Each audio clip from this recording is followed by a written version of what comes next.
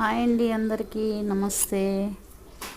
Good afternoon all of you. Welcome to Raji vlogs. నేను ఈరోజు chicken curry చేస్తున్నాను నా స్టైల్లో. చూడండి, ఫస్ట్ ఆఫ్ ఆల్ ప్యాన్ మీద ఆయిల్ వేసుకుని దాంట్లో ఉల్లిపాయలు బ్రౌన్ కలర్ వచ్చే వరకు వేపుకోవాలి. అవి బాగా వేగాక కొంచెం సాల్ట్ వేసుకుని ఒక 5 minutes ఆగి పచ్చిమిర్చి టమాటా వేసి బాగా వేగనిచ్చి అందులో కొంచెం అల్లం పేస్ట్ వేసి బాగా మగ్గనివ్వాలండి. సిమ్లో పెట్టి బ్రౌన్ కలర్ వచ్చే వరకు బాగా మగ్గనివ్వాలి.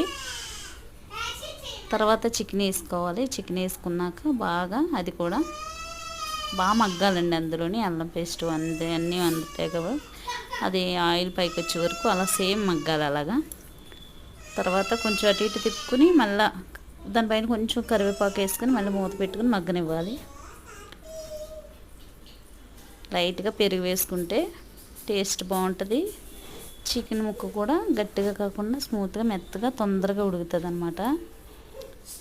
సో నేనైతే ఆ స్టైల్లోనే వండుతా. బాగా మగ్గిన తర్వాత ఆయిల్ పైకి వచ్చేటప్పటికి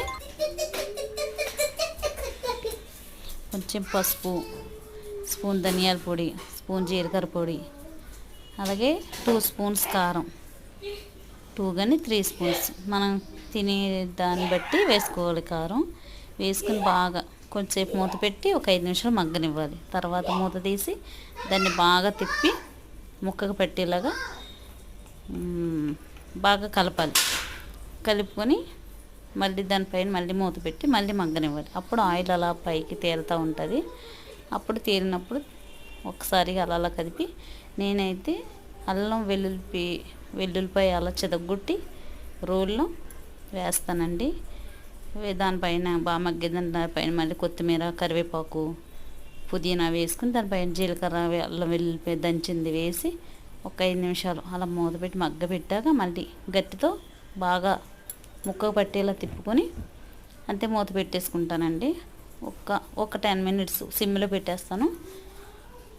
సిమ్లో పెట్టేసి బాగా మగ్గిపోయాక తీసుకొని వేడి వేడి రైస్లో వేసుకుని తింటే చికెన్ కర్రీ సూపర్గా ఉంటుంది. ఇది నా స్టైల్లో చికెన్ కర్రీ.